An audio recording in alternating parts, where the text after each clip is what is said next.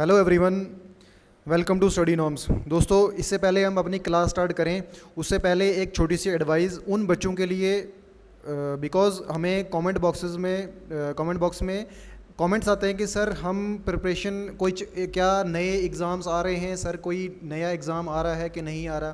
तो उन बच्चों के लिए जो इस बात से कंफ्यूज्ड हैं कि सर कोई नया एग्ज़ाम आएगा तो तब हम प्रिपरेशन स्टार्ट करेंगे, सो उन बच्चों के लिए कि आप लोग एग्ज़ाम का वेट मत करो, ठीक है। आप नोटिफिकेशंस का वेट मत करो कि जब नोटिफिकेशंस आएंगी तो हम पढ़ना स्टार्ट करेंगे, वो सही नहीं है। बिकॉज़ अगर जब नोटिफिकेशन आएगी उसके बाद सिर्फ आपको 2 मंथ्स मैक्सिमम मिलते हैं, 2 या 3 मंथ्स, उसमें आपके लिए प्रिपेयर करना डिफ़िकल्ट होता है। सो आपको प्रिपेयर रहना चाहिए, ठीक है। अपॉर्चुनिटी किसी टाइम भी आ सकती है, उससे पहले ही प्रिपेयर करके रखो, ठीक है, ताकि प्रिपरेशन पहले से हो और जैसा ही एग्ज़ाम आया हमारी प्रिपरेशन पहले से हो और आप एग्ज़ाम क्वालिफाई कर लें। दूसरी चीज़, बच्चे बोल रहे हैं करंट अफेयर सर वीक में लाओ। देखो, ये करंट अफेयर कुछ नई चीज़ नहीं है, ये करंट अफेयर आपका स्टैटिक का ही पार्ट है, ठीक है। ये आपका स्टैटिक का ही पार्ट है, स्टैटिक के ही टॉपिक्स हैं, आपके सिलेबस के टॉपिक्स हैं। और सिलेबस के टॉपिक्स अगर आपको रोज़ रोज़ थोड़ी थोड़ी आप रिवाइज़ कर रहे हो, 5-6 टॉपिक्स आप रिवाइज़ कर रहे हो, तो वो एक बैड डील थोड़ी है, ठीक है ना। वो आपके लिए अच्छा है अगर आपको रोज़ 5-6 टॉपिक्स जो आपके करंट से रिलेटेड इंपॉर्टेंट हैं, ठीक है, स्टैटिक के पार्ट हैं, वो अगर आपको ईजिली रिवाइज हो रहा है, ठीक है। मैं आपको सिर्फ करंट नहीं बताता, मैं आपको स्टैटिक के पार्ट्स भी कुछ चीज़ें लिंक कर कर बताता हूँ, ठीक है। तो उससे आपकी क्या हो जाती है, रिवीजन हो जाती है, ठीक है। इसको अपना पर्सपेक्टिव चेंज करो, ठीक है, नज़रिया चेंज करो कि करंट क्या चीज़ है। करंट आपका स्टैटिक का ही पार्ट है, सिलेबस का पार्ट है, ठीक है। आप इसको ये मत देखिए कुछ नई चीज़ है तो नया चीज़ सीखना पड़ेगा तो हमें डिफ़िकल्ट है। ये आपका स्टैटिक का पार्ट है, सिलेबस का पार्ट है। और मैं आपको नई नई चीज़ें, ठीक है, जो चीज़ें आपको उससे लिंक्ड होती हैं, ठीक है, वो चीज़ें भी बताता हूँ। मैं आपको डायरेक्टली जो करंट है वो नहीं बताता, फैक्ट नहीं बताता। मैं आपको चीज़ें जो एक्स्ट्रा चीज़ें साथ उसके लिंक्ड होती हैं उस कॉन्सेप्ट्स के रिलेटेड, वो भी बताता हूँ, तो उससे आपकी नॉलेज बढ़ेगी, ठीक है। तो इसको ऐसे मत लीजिए कि करंट है तो इसमें कुछ फैक्ट्स हैं उनको हमें रटना है, ठीक है। ये आपके लिए एक नॉलेज वाली, एक आप इसको नॉलेजेबल वीडियो भी मान सकते हो। और रोज़ रोज़ करंट अफेयर्स होगा तो थोड़े थोड़े टॉपिक्स हमारे कवर होते जाएंगे। वीक के बाद आएंगे तो वीक के बाद 50 करंट अफेयर्स, ठीक है, वो एट ए टाइम उनको मेमोराइज करना, याद रखना डिफिकल्ट होता है, ठीक है। तो रोज़ रोज़ थोड़े थोड़े जो इंपॉर्टेंट टॉपिक्स हैं वो हम कवर करेंगे। Okay, so let's start. सबसे पहला जो हमारा इंपॉर्टेंट टॉपिक है आज का करंट अफेयर है, that is Srinagar designated as world craft city. Okay, important current affair है, what is world craft city, ठीक है। श्रीनगर को जम्मू एंड कश्मीर स्टेट की श्रीनगर जो सिटी है उसको वर्ल्ड क्राफ्ट सिटी डेजिग्नेट किया है। किसने किया है? World crafts council international. Okay, world craft council international ने श्रीनगर को वर्ल्ड क्राफ्ट सिटी डिक्लेयर किया है, डेजिग्नेट किया है, ठीक है। The latest city to designate as craft city is Srinagar. Okay, Srinagar. अब ये क्यों किया है, इसको वर्ल्ड क्राफ्ट सिटी डेजिग्नेट क्यों किया है? It has been recognised for its rich heritage in crafts. Okay, craft और फोक आर्ट में, ठीक है। आपको डायरेक्टली क्वेश्चन यही आ सकता है कि श्रीनगर को वर्ल्ड क्राफ्ट सिटी किस कैटेगरी में रिकग्नाइज किया है? वो है क्राफ्ट्स और फोक आर्ट्स। क्राफ्ट्स में क्या क्या चीज़ें होती हैं? क्राफ्ट्स में हमारे आगे वीविंग, ठीक है, carpet weaving, paper mache and pashmina shawls. आपको पता है कि पश्मीना शॉल्स हमारे J&K से, श्रीनगर से पश्मीना शॉल्स के लिए वो फेमस है, ठीक है, कारपेट वीविंग के लिए। और पेपर मैश, ठीक है, पेपर मैश एक वुड पेपर पल्प का कुछ डेकोरेशन वाली चीज़ें बनाई जाती हैं, ठीक है। तो पेपर मैश वो चीज़ होती है, ठीक है। तो इन सब चीज़ों के लिए श्रीनगर को वर्ल्ड क्राफ्ट सिटी में डेजिग्नेट किया है। इस स्टेटस मिलने से फ़ायदा क्या होगा? This status not only highlight Srinagar traditional arts on global platform but also brings opportunities, ठीक है। इससे क्या होंगी? इससे अपॉर्चुनिटीज़ श्रीनगर को मिलेंगी। किसके लिए? फॉर इंटरनेशनल कोलैबोरेशन, ठीक है, इंटरनेशनल कोलैबोरेशन फंडिंग के लिए और कल्चरल एक्सचेंज, ठीक है। जितनी भी जो वर्ल्ड क्राफ्ट सिटीज़ होंगी वर्ल्ड में, ठीक है, वर्ल्ड क्राफ्ट काउंसिल इंटरनेशनल ने जितनी भी वर्ल्ड क्राफ्ट सिटीज़ जितनी भी होंगी तो वो कोलैबोरेट करेंगी, ठीक है, अपने साथ एक दूसरे के साथ आइडियाज़ शेयर करेंगी, ठीक है, फंडिंग्स शेयर कर सकती हैं, फंडिंग्स मिल सकती हैं, कल्चरल एक्सचेंजेस हो सकते हैं। तो इसीलिए इसके लिए एक सिटी के लिए एक ये बेनिफिट होता है, बिकॉज उससे क्या होता है, एक तो हमारी जो सिटीज़ का जो इम्पोर्टेंट, जिसकी वजह से, जिस कैटेगरी की वजह से, जिस सामान की वजह से वो वर्ल्ड क्राफ्ट सिटी बनी है, तो वो एक उसकी सेल बढ़ जाएगी। दूसरी टूरिज़्म बढ़ेगा, ठीक है। तो ये सब चीज़ें, इसका बेनिफिट होगा श्रीनगर को। ओके, अब दूसरी चीज़, इससे पहले यूनेस्को ने, इस डेजिग्नेशन से पहले यूनेस्को ने श्रीनगर को क्रिएटिव सिटीज़ नेटवर्क में डाला था। क्रिएटिव सिटीज़ नेटवर्क, ठीक है, क्रिएटिव सिटीज़ यानी वो सिटीज़ जो नई नई अच्छी अच्छी क्रिएटिविटी प्रोड्यूस करती है। आपको पता है कि क्रिएटिविटी क्या थी, जिस के लिए श्रीनगर को वर्ल्ड क्राफ्ट सिटी में डाला है, उसी चीज़ों के लिए, कारपेट वीविंग, पेपर मैश और पश्मीना शॉल्स के लिए, ठीक है, इन सब के लिए ही यूनेस्को ने क्रिएटिव सिटीज़ नेटवर्क में श्रीनगर को डाला था, so that to promote creativity as a strategic factor, ठीक है, क्रिएटिविटी को स्ट्रेटेजिक फैक्टर किसके लिए, सस्टेनेबल अर्बन डेवलपमेंट के लिए, ठीक है। तो अर्बन एरियाज़ को डेवलप करने के लिए इन चीज़ों को यूनेस्को ने क्रिएटिव सिटीज़ नेटवर्क में डाला, ठीक है। उससे बेनिफिट क्या होगा, मैंने आपको पहले भी बताया, टूरिज़्म बढ़ता है, ठीक है, फंडिंग मिलती है, इंटरनेशनल कोलैबोरेशंस होते हैं, ठीक है। तो उससे क्या होगा कि अर्बन एरियाज़ हमारे डेवलप कर जाएंगे, ठीक है। अर्बन एरिया जो सिटी है वो डेवलप करती है इन चीज़ों की वजह से, ठीक है, इंटरनेशनल कोलैबोरेशन मिलता है, ठीक है। तो ये सब चीज़ें, इसका ये बेनिफिट है। Srinagar recognition follows it's earlier inclusion in UNESCO creative cities. Okay, 2021 में श्रीनगर को डिक्लेयर किया गया था, डेजिग्नेट किया था as a UNESCO creative cities network, ठीक है, where it joint other Indian cities like Jaipur को भी आर्ट और कल्चर, आर्ट और क्राफ्ट पर इसको भी क्रिएटिव सिटीज़ में डाला हुआ है। Jaipur, Mumbai, Hyderabad and Chennai and Varanasi 5 cities हैं, ठीक है, हमारी इंडिया की 6, श्रीनगर को ऐड कर ये 6 हो गई, ठीक है। ये सब यूनेस्को की क्रिएटिव सिटीज़ नेटवर्क में आते हैं because of some reason. Jaipur art and craft की वजह से है, ठीक है, मुंबई भी आर्ट एंड क्राफ्ट की वजह से, ठीक है, Hyderabad because of gastronomy means अच्छे फूड्स, ठीक है, क्रिएटिव अच्छे फूड्स, टेस्टी फूड्स और डिफरेंट फूड्स बनाना, तो हैदराबाद उसके लिए है, ठीक है। तो ये सब चीज़ें आप थोड़ा सा इनको देख भी लेना, और ये इंपॉर्टेंट है आपके लिए, डायरेक्टली इंपॉर्टेंट क्वेश्चन आपको है, ये पूछा जाएगा आपके एग्जाम में पक्का, ठीक है, बहुत इंपॉर्टेंट करंट अफेयर है आपका, ठीक है। नेक्स्ट जो हमारा इंपॉर्टेंट आज जो टॉपिक है आपके रिवीजन के लिए, that is top lakes in India, ठीक है। लेक से आपको पता है कि लेक से बहुत क्वेश्चन हमारे हर एग्जाम्स में पूछे जाते हैं। लेक्स बहुत ज़्यादा इंपॉर्टेंट है बिकॉज दे आर वेटलैंड्स, ठीक है, वेटलैंड्स इनको बोला जाता है। तो वेटलैंड्स क्या करती हैं, वेटलैंड्स CO2 को एब्जॉर्ब करना और काफ़ी सारी चीज़ें होती हैं, ठीक है, वाटर एक्वीफर रिचार्ज में हेल्प करती हैं। तो लेक्स इसलिए इंपॉर्टेंट है। सबसे पहला जो है that is largest fresh water lake. Largest fresh water lake कौन सी है हमारी इंडिया के अंदर, that is Wular lake which is in Jammu and Kashmir. Okay, तो लार्जेस्ट अगर आपको डायरेक्टली क्वेश्चन पूछे कि विच is the largest fresh water lake in India, that is Wular lake, Jammu and Kashmir. और वुलर लेक क्या चीज़ है, वुलर लेक कौन से रिवर की, it is found on the Jhelum river, ठीक है, झेलम रिवर पर थी। अब दूसरी चीज़, वुलर लेक एक और है, वुलर लेक एक ऑक्सबो लेक है, ठीक है, ऑक्सबो लेक है ये, ठीक है, ऑक्सबो लेक, आई होप ये पता होगा आपको। ऑक्सबो लेक एक ज्योग्राफी का कॉन्सेप्ट है, जब एक रिवर मिएंडरिंग की वजह से, ठीक है, मिएंडरिंग की वजह से वो रिवर से सेपरेट हो जाती है और एक लेक बन जाती है, तो उसको कहते हैं ऑक्सबो लेक, ठीक है। वुलर लेक एक लार्जेस्ट फ्रेश वाटर लेक है। नेक्स्ट जो हमारे लिए इंपॉर्टेंट है that is largest salt water lake, ठीक है। सॉल्ट वाटर लेक कौन सी है वर्ल्ड इंडिया की सबसे, that is Chilika lake. Okay, Chilika lake which is in Odisha. Okay, largest salt water lake is Chilika lake.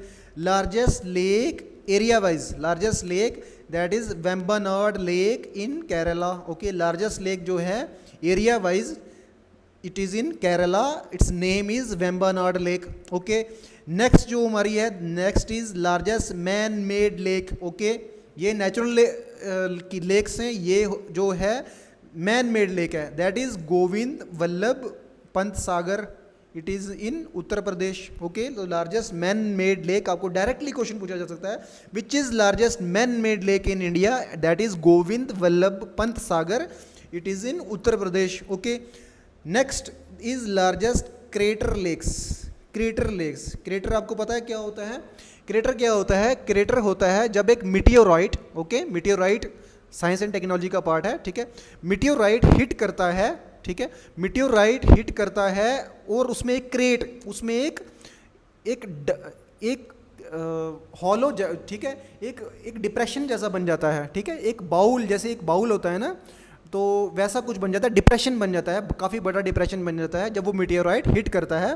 तो जो डिप्रेशन बनता है तो उसकी वजह से एक लेक बनती है जिसका नाम है lake Lonar, which is in Maharashtra, ठीक है, इंपॉर्टेंट है। अगर आपको डायरेक्टली ये भी पूछा सकता है which is crater lake and meteorite lake, ठीक है, मीटियोराइट आपको आई होप आपको पता होगा मीटियोराइट क्या होता है।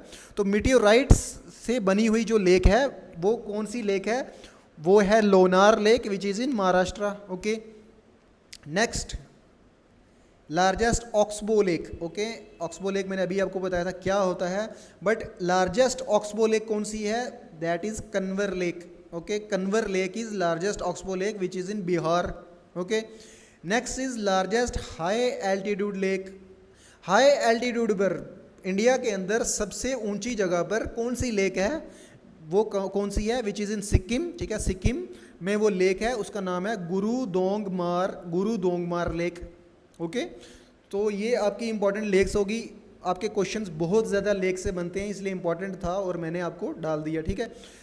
नेक्स्ट जो हमारा इंपॉर्टेंट करंट अफेयर है that is world investment report 2024।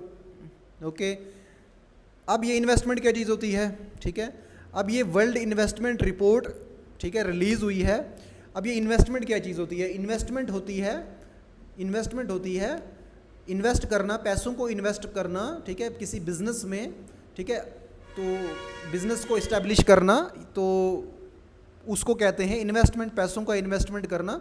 तो वर्ल्ड इन्वेस्टमेंट रिपोर्ट 2024 ये पूरी कंट्री की वर्ल्ड इन्वेस्टमेंट रिपोर्ट है, ठीक है, which is given by world investment report is given by United Nations conference on trade and development, ठीक है, यूनाइटेड नेशन कॉन्फ्रेंस किसके ऊपर? ट्रेड और डेवलपमेंट ने ये वर्ल्ड इन्वेस्टमेंट रिपोर्ट ये पब्लिश करती है।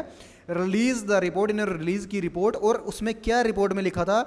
रिपोर्ट में लिखा था कि इंडिया की FDI, ठीक है, फॉरेन डायरेक्ट इन्वेस्टमेंट, ठीक है, India's foreign direct investment that fell, ठीक है, कम हो गई, दैट फेल शार्पली इन 2023 में इंडिया की जो FDI थी, फॉरेन डायरेक्ट इन्वेस्टमेंट, ठीक है, एक होता है FII that is foreign institutional investor, next is FDI। Okay, FII जो होता है ना, फॉरेन इंस्टीट्यूशनल इन्वेस्टर्स, उसमें क्या होता है? वो स्टॉक एक्सचेंजेस और शेयर्स में लगाते हैं। वो पैसा किस में लगता है? ये इकोनॉमी का आपका पार्ट है।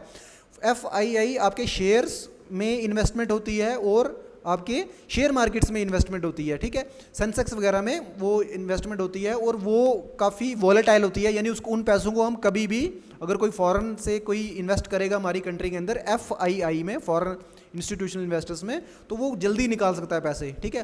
बट FDI का क्या होता है कि FDI में एक फिजिकल एसेट बनाना पड़ता है, ठीक है, FDI में एक फिजिकल, यानी एक फैक्ट्री इस्टेब्लिश करनी पड़ेगी, कुछ यहाँ पर फिजिकल एसेट बनाना पड़ेगा, ठीक है। किसी को, मान लो हमारी इंडिया का कोई बिजनेस ओनर है, उसको किसी फॉरेनर इन्वेस्टर ने बोला ये लो पैसे और आप मेरे नाम पर, ठीक है, मैं आपके शेयर्स में लगा रहा हूँ, आप ये फिजिकल एक फैक्ट्री लगा रहे हो गाड़ी की या कुछ भी। तो FDI में क्या होता है कि FDI में एक फिजिकल एसेट बनाने पड़ते हैं, फिजिकल कुछ बनाना पड़ता है, तो वो उसमें जल्दी से अपना पैसा वापस जो फॉरेन इन्वेस्टर होता है वो लेके नहीं जा सकता। तो FDI अच्छी होती है कंट्री के लिए, FII इतनी बेनिफिशियल कंट्री के लिए नहीं होती। FDI कंट्री के लिए अच्छी होती है, उससे जॉब्स क्रिएशन होती है, ठीक है, हमारी GDP में ग्रोथ होती है।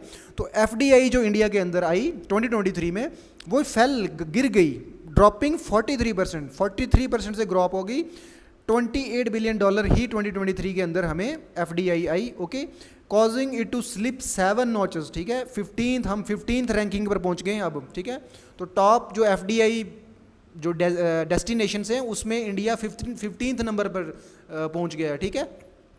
Country was ranked at 8th last year जो 2022 में जो हमें एफडीआई थी that was 48 billion. Okay 48 billion हमें 2022 में जो एफडीआई आई थी, बट 2023 में वो सिर्फ 28 बिलियन डॉलर ही रह गई। ठीक है, तो ये कंट्री के लिए अच्छा नहीं होता। ठीक है, एफडीआई अगर कम हो जाए तो एक कंट्री के लिए अच्छा नहीं होता। ठीक है, तो टॉप में कौन है? The top order the US attracting highest, US को सबसे ज़्यादा एफडीआई मिली which is 311 billion dollar. Okay, उसके बाद चाइना को मिली, then Singapore and then Hong Kong. Okay, आपके लिए इंपॉर्टेंट है, बहुत इंपॉर्टेंट करंट अफेयर है। आपसे डायरेक्टली ये पूछा जा सकता है कि कौन ये इन्वेस्टमेंट रिपोर्ट, ठीक है, वर्ल्ड इन्वेस्टमेंट रिपोर्ट कौन रिलीज करता है? That is released by the United nation conference on trade and development. ठीक है, इंडिया की रैंकिंग इस टाइम कितनी है? That is 15th। हम 2023 में एफडीआई की में 15th रैंक पर आ चुके हैं। ठीक है, नेक्स्ट जो हमारा important current affair that is Indian army open Khalubar war memorial in Ladakh. Okay, आपको पता है कि हमारी जो कारगिल वॉर हुई थी, ठीक है, उसमें एक मेमोरियल है, ठीक है, उसमें एक रिज है, एक माउंटेन है जिसको पाकिस्तान ने कैप्चर कर लिया था। तो हमारे सोल्जर्स ने उसको रिलीज़ करवाया था, ठीक है, रिकैप्चर किया था।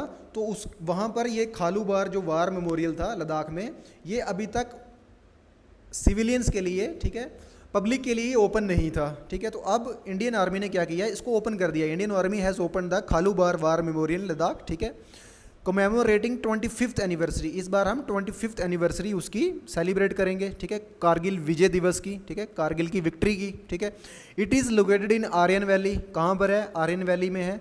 द मेमोरियल ऑनर्स, मेमोरियल क्या करता है? ऑनर्स करता है हमारे सोल्जर्स को, इंक्लूडिंग कैप्टन मनोज पांडे। ठीक है, इंपॉर्टेंट थे, इन्होंने वहाँ पर ब्रेवली लड़ाई लड़ी। ठीक है, कैप्टन मनोज पांडे ने।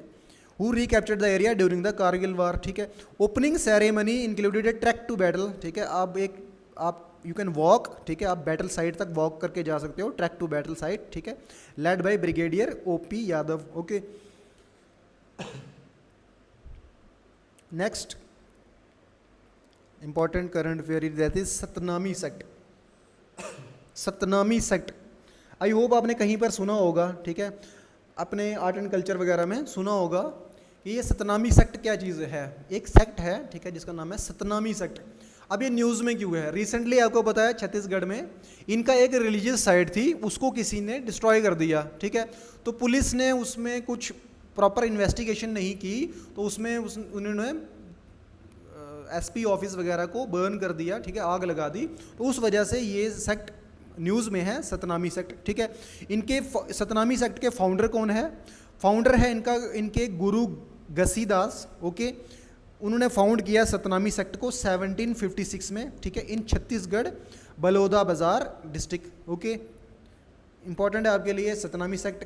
Who founded that was founded by Guru Ghasidas. Okay, 1756 में फाउंड हुआ था और छत्तीसगढ़ में। ओके, ऑरिजिन इसके क्या है? The sect traces its roots to bhakti poet. ठीक है, ये अपना जो ऑरिजिन है, रूट्स हैं, ठीक है, वो रूट्स किससे लेते हैं? ये रूट्स लेते हैं संत कबीर दास से। ठीक है, कबीर दास से ये अपना रूट्स लाते हैं कि हम उनसे हमारा ऑरिजिन हुआ है। ठीक है, who promoted worship of a formless absolute. तो गुरु जो कबीर दास से उन्होंने क्या बोला था कि फॉर्मलेस एब्सोल्यूट, यानी वो आइडल वर्शिप में बिलीव नहीं करते थे। उन्होंने फॉर्मलेस एब्सोल्यूट, उन्होंने फॉर्मलेस वर्शिप, उन्होंने बोला था कि फॉर्मलेस वर्शिप करो। ठीक है, तो सतनामी सेक्ट उन्होंने उस चीज़ में ही बिलीव करता है।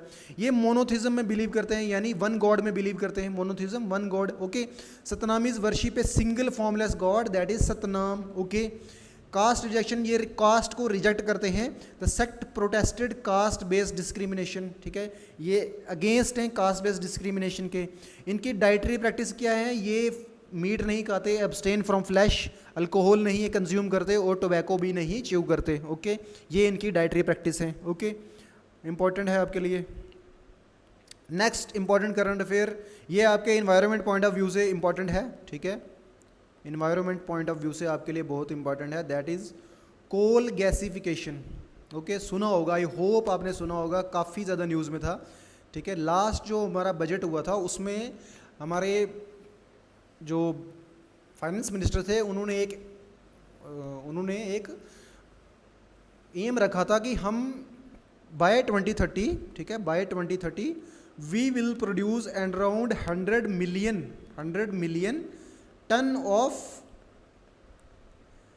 मिलियन टन जो गैस हम प्रोड्यूस करेंगे थ्रू कोल गैसिफिकेशन करेंगे, ठीक है। अब ये कोल गैसिफिकेशन होता गया है, ठीक है। तो इंडियाज़ फर्स्ट पायलट प्रोजेक्ट, ये इंडिया का फर्स्ट पायलट प्रोजेक्ट है अंडरग्राउंड कोल गैसिफिकेशन, ठीक है। अब ये कोल गैसिफिकेशन होता क्या चीज़ है, ठीक है, एक मिनट। कोल गैसिफिकेशन का मीनिंग होता है कोल को गैस में कन्वर्ट करना, ठीक है, कोल को गैस में कन्वर्ट करना।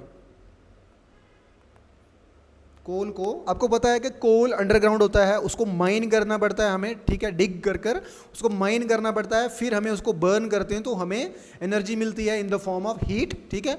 बट ये जो प्रोसेस है नया कोल गैसिफिकेशन, इसमें क्या करेंगे, थ्रू सम केमिकल्स, हम डायरेक्टली हमें माइन नहीं करना, हम जहाँ पर है कोल वहीं पर कुछ केमिकल्स को डालकर इस कोल को हम कन्वर्ट कर देंगे into the methane gas, okay, CH4 methane gas में इसको कन्वर्ट कर देंगे, ठीक है। मीथेन गैस को कन्वर्ट करने के बाद मीथेन गैस को हम डायरेक्टली बर्न कर सकते हैं और अपने power plant, thermal power plants को यूज़ कर सकते हैं, थर्मल पावर प्लांट्स में हम इसको यूज़ कर सकते हैं, ठीक है। तो उसको कहते हैं, एक होती है सिन गैस, ठीक है, syn gas, YN syn gas, ये शॉर्ट फॉर्म है आपकी। सिन गैस इज एक शॉर्ट फॉर्म है आपकी सिंथेटिक गैस के लिए, ओके, सिंथेटिक गैस, ओके, इसको कहते हैं सिंथेटिक गैस। अब ये सिंथेटिक गैस है, ठीक है, तो ये होता है कोल गैसिफिकेशन, इसमें CH4 मीथेन वगैरह, CO2 वगैरह भी इमिट होती है, कार्बन मोनोऑक्साइड वगैरह। इसकी एक ड्रॉबैक यही है कि इसमें कार्बन मोनोऑक्साइड वगैरह, नाइट्रोजन डाइऑक्साइड्स वगैरह, थोड़े से ग्लोबल वार्मिंग गैसेस भी रिलीज होती हैं, तो ये थोड़ी सी, बट इसका एक ये है कि थोड़ा सा इसमें जो कार्बन डाइऑक्साइड एमिशन होती है वो कम होती है, तो इस वजह से, और एफिशिएंट भी है, ठीक है, इसमें ज़्यादा हमें प्रोसीजर्स वगैरह, इसमें ज़्यादा जो माइनिंग के लिए जो हमें खर्चा होता है वो कम होता है, ठीक है। तो इस वजह से इसको गवर्नमेंट प्रमोट कर रही है, ठीक है। तो हमारा जो कोल गैसिफिकेशन का प्रोजेक्ट है, ministry of coal via Eastern coal fields limited initiated India's first pilot project, ठीक है, इंडिया का फर्स्ट पायलट प्रोजेक्ट है under coal gasification at the Kasta coal block in Jamtara Jharkhand, ठीक है। तो जमतारा झारखंड के अंदर इंडियन गवर्नमेंट ने ये स्टार्ट किया है, हमारी मिनिस्ट्री ऑफ कोल ने कोल गैसिफिकेशन का प्रोजेक्ट स्टार्ट किया है। The project aims to convert coal into valuable gases, ठीक है, लाइक मीथेन एंड हाइड्रोजन, ठीक है। तो मीथेन और हाइड्रोजन को हम एज ए एनर्जी सोर्स हम यूज़ कर सकते हैं, ठीक है, useful for industrial applications, enhancing the coal sector efficiency and sustainability, ठीक है। तो आपको पता है कि ड्यू टू ग्लोबल वार्मिंग, ठीक है, हमें, आपको पता है कि 2030 तक हमें जो कोल का यूज़ फॉर इलेक्ट्रिसिटी जनरेशन वो 0 पर ले जाना है, मिनिमम कर देना है, ठीक है। तो उस वजह से हमें एक नया ऑल्टरनेटिव ढूंढना था, सो दैट हम कोल को यूज़ ज़्यादा ना करें, हम उससे कुछ ऑल्टरनेटिव यूज़ कर सकें। तो इस वजह से ये एक नया कॉन्सेप्ट लाया गवर्नमेंट ने, दैट इज़ कोल गैसिफिकेशन, ठीक है। तो हमारे मिनिस्टर कौन है, आपके लिए ये भी क्वेश्चन इंपॉर्टेंट है, who is the ministry of coal, ministry of coal किसके अंडर है, it is under the G Kishan Reddy, okay. तो G किशन रेड्डी के अंडर हमारी मिनिस्ट्री ऑफ कोल काम करती है। नेक्स्ट इंपॉर्टेंट करंट अफेयर आपका इज़ ई-साक्षी पोर्टल, ठीक है। पोर्टल आपको पता है क्या होता है, पोर्टल एक वेबसाइट होती है जिस पर आप गवर्नमेंट से बात कर सकते हो, गवर्नमेंट की अपनी रिकमेंडेशन दे सकते हो, अपनी कंप्लेंट रेज करते हो, कुछ भी कर सकते हो, ठीक है। तो एक वेबसाइट होती है, तो उसको कहते हैं पोर्टल। तो ये ई-साक्षी पोर्टल है क्या है, ये ई-साक्षी पोर्टल एक एंड टू एंड सॉल्यूशन है, किसके लिए, for efficient and transparent implementation of MP-led scheme, okay, MP-led scheme. अब ये MP-led स्कीम क्या है, MP-led scheme is member of parliament local area development scheme, ठीक है। आपको पता है कि आपके MPs, ठीक है, रिसेंटली हमारे यहाँ पर general election, Lok Sabha election conclude हुए और हमारे MPs हमने चुनकर भेजे, ठीक है। अब उन MPs को हर साल डेवलपमेंट के लिए, लोकल एरिया के डेवलपमेंट, अपनी कॉन्स्टिट्यूंसी को डेवलप करने के लिए उनको एक अमाउंट मिलता है विच इज़ 5 करोड़ रुपीज़, वो उनको मिलता है, ठीक है। तो वो 5 करोड़ रुपीज़ कैसे खर्चना है, कहाँ पर खर्चना है, किन सेक्टर्स में कहाँ पर खर्चना है, तो उस चीज़ को मैनेज करने के लिए, ठीक है, एक पोर्टल लॉन्च किया है ministry of statistics and programme implementation, ठीक है, मिनिस्ट्री ऑफ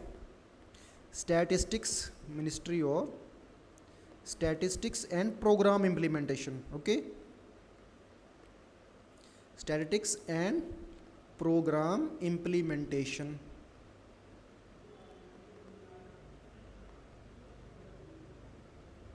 ओके, सो इस मिनिस्ट्री ने क्या किया कि एक पोर्टल लॉन्च किया, that is E Sakshi portal, ठीक है, किसके लिए, for efficient and transparent implementation of MP LAD scheme, ठीक है। अब आपके लिए आपको क्वेश्चन भी पूछा जा सकता है, what is MP LAD, MP LAD होता क्या है, तो आपके लिए एमपी लैड क्या चीज़ होती है, एक सेंट्रल सेक्टर स्कीम होती है, मतलब इसको सेंट्रल गवर्नमेंट ही इम्प्लीमेंट करती है। It come under ministry of statistics and programme implementation, ठीक है। इसमें कितना अमाउंट दिया जाता है, इट इज़ ₹5 करोड़ पर एमपी, एक एमपी को 5 करोड़ रुपीज़ मिलते हैं for developmental works to create durable community assets based on local need. जो आपकी लोकल नीड्स होंगी, ठीक है, उसके बेसिस पर एमपीज होंगे जो वो पूछेंगे लोकल लोगों से, ठीक है, कि आपको क्या चाहिए ऐसा, तो वो वहाँ पर इस्टेब्लिश कर दिया जाएगा through this MP LAD fund, ठीक है। फंड्स ये नॉन लैप्सेबल होते हैं, यानी अगर मान लो कि इस साल का बजट ख़त्म हो गया, ठीक है, नेक्स्ट ईयर जब नया बजट आएगा तो ये ऐसा नहीं है कि वो पैसा जो यूज़ नहीं हुआ है तो वापस चला जाएगा, वैसा नहीं होगा।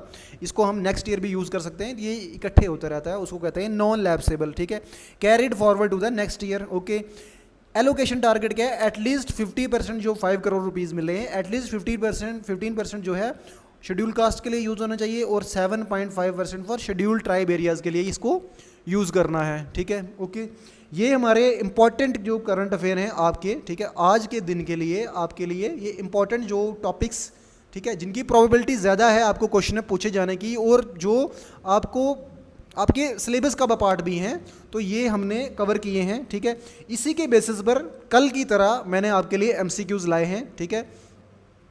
कुछ बच्चों ने मुझे आंसर भी वहाँ पर कमेंट्स में भेजे हैं, ठीक है, तो आपके आंसर सही थे, ठीक है, आप भी ट्राई करें, ठीक है, आपकी नॉलेज बढ़ेगी यहाँ पर, आप लिखोगे आंसर, ठीक है, आपकी नॉलेज बढ़ रही है, इससे कोई वो नहीं है, कुछ आपका लॉस तो नहीं हो रहा, ठीक है, आप कुछ नया सीख रहे हो, आपका लॉस बिल्कुल नहीं हो रहा, आप कुछ नया सीख रहे हो, ठीक है। तो नेक्स्ट हमारे MCQs मैं आपके साथ बता देता हूँ, ठीक है। सबसे पहला जो MCQ है that is which city was recently designated as a world craft city, ठीक है।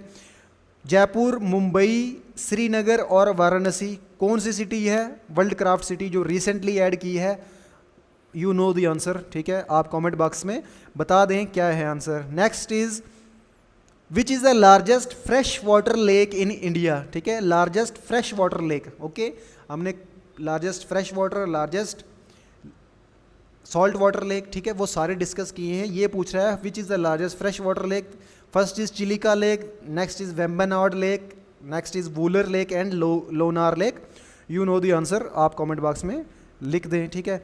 Next is according to the world investment report 2024, okay, what is India's ranking in terms of attracting FDI, ठीक है, India की ranking कितनी है according to world investment report 2024, ठीक है, कितनी थी, you know the answer, 8th है, 15th है, 10th है, 5th है, कौन सी है आपको पता है answer. Next is where is the newly open Khalubar war memorial located, जो खालूबार वार मेमोरियल है जो न्यूली ओपन हुआ है, ये कौन सी स्टेट, कौन सी UT के अंदर ये है। The first is Jammu, next is Ladakh, next is Arunachal Pradesh and next is Himachal Pradesh, आपको आंसर पता है। नेक्स्ट जो हमारा क्वेश्चन है which ministry launched India's first pilot project for underground coal gasification, कौन सी मिनिस्ट्री ने फर्स्ट जो पायलट प्रोजेक्ट लॉन्च किया है अंडरग्राउंड कोल गैसिफिकेशन से, कौन सी मिनिस्ट्री है, मिनिस्ट्री ऑफ एनवायरनमेंट ने किया, मिनिस्ट्री ऑफ कोल ने किया, ministry of petroleum natural gas और ministry of science and technology, you know the answer, okay. So आपका आज का करंट अफेयर कंप्लीट हुआ, ठीक है। आप वीडियो लेक्चर अच्छे से देखें, ठीक है, आप फोकस कर कर कंसंट्रेट करके इनको देखें। अगर आप नोट्स बनाना चाहते हैं आप नोट्स भी बना सकते हो, ठीक है। ये करंट अफेयर आपके लिए इंपॉर्टेंट है, आपको क्वेश्चंस आएंगे इन्हीं से ही, ठीक है। तो आप इनको अच्छे से देखें और एमसीक्यूज़ भी अटेम्प्ट करें, अपने आंसर्स कमेंट बॉक्स में सेंड करें, ठीक है। So thank you so much, take care and thank you.